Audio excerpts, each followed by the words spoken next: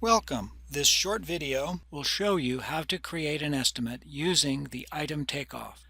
Before the estimate can be created, an FMSS record should exist. By placing this record into a waiting cost status, a shell estimate is created. This shell estimate is accessed through the SES interface. For this example, we're using an FMSS work order record for replacing picnic tables. To access the shell estimate, find the work order number in the Folders pane and click on the number. This will allow us to preview information about the estimate we are about to create. To begin creating the estimate, double-click on the estimate number in the Folders pane. Notice that a new program will open up. In this example, we're going to replace picnic tables at the Denison Ferry picnic area. To create this estimate, we'll use the item takeoff. To begin, click on the item takeoff icon at the top of the screen. To find an item takeoff we need, we can conduct a search of all available items. To do this, click on the Find Go-To icon and type in an appropriate keyword. In this example, we'll type in picnic table and click on Go. This search produces a list of items related to the keywords picnic table. In our example, we're replacing picnic tables with an 8-foot table made out of recycled planks. By double-clicking on this item, we've added it to the item grid at the bottom of the screen. In the item grid, we can insert the quantity, in this case 2, and click OK. This will add the item to our estimate. If we would like to add more items to our estimate, we can repeat this process. However, in our example, we're finished adding to the estimate and can move forward by clicking Close. This will bring us back to the estimate spreadsheet.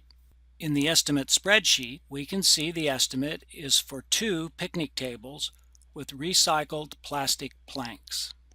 This estimate also includes labor and materials. To see an overview of the estimate and totals, click on the Totals icon located in the toolbar. This will show labor, materials, as well as allocated add-ons and service costs for the entire estimate. It will also provide a grand total, in which in our example, $7,064. If you're following along, you may notice that your total is different. This is due to the fact that parks have different CCI factors which influence the estimate. The estimate seems sufficient. Therefore, we can move on to validating our estimate in the SES interface. To get back to the interface, simply close each screen by clicking on the X in the upper right corner. We're now back in the Edit Estimate window in the SES interface. To validate an estimate, the estimate must have a completed status. To change the status of the estimate, double-click on the status field.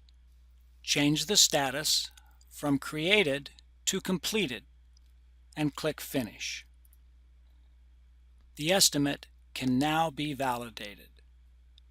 To validate the estimate, right-click on the estimate number in the Folders pane and select Validate. Then click OK. Click on the History tab in the Viewing pane. In this example, we see there are no errors and no warnings. Therefore, we can export the estimate to the FMSS. To do this, we simply right-click on the estimate number in the Folders pane and select Send to Maximo. If the estimate was successfully exported, the status will change to Exported. In our example, the export was successful.